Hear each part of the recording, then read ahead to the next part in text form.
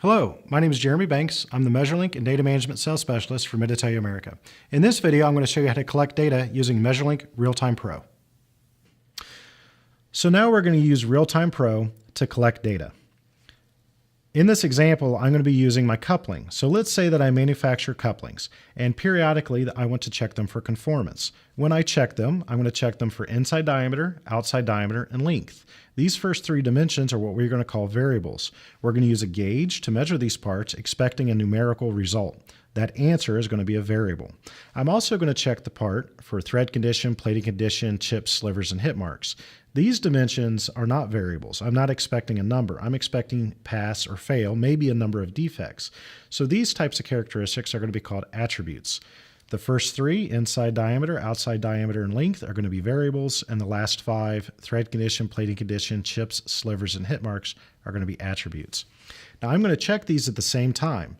For convenience, I'm going to check my variables first and my attributes last. But if I wanted to, I could mix these in any sequence. To check the variables, I'm going to use a set of calipers. So that I don't have to type the data into the computer, I'm going to use a USB input tool to collect the data.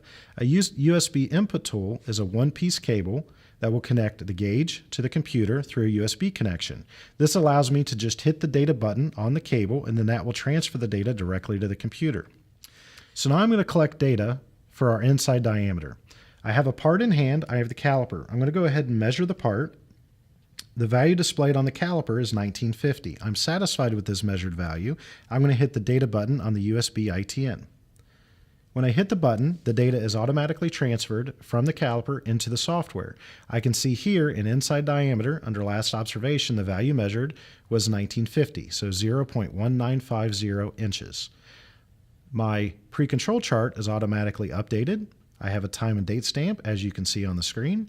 My histogram with my running CP and CPK is updated as well. The software automatically increments to my next characteristic. So I'm done measuring inside diameter. Next to be measured is outside diameter. So I'm going to rotate the part. The operator does not need to touch anything on the computer. The software automatically increments for him.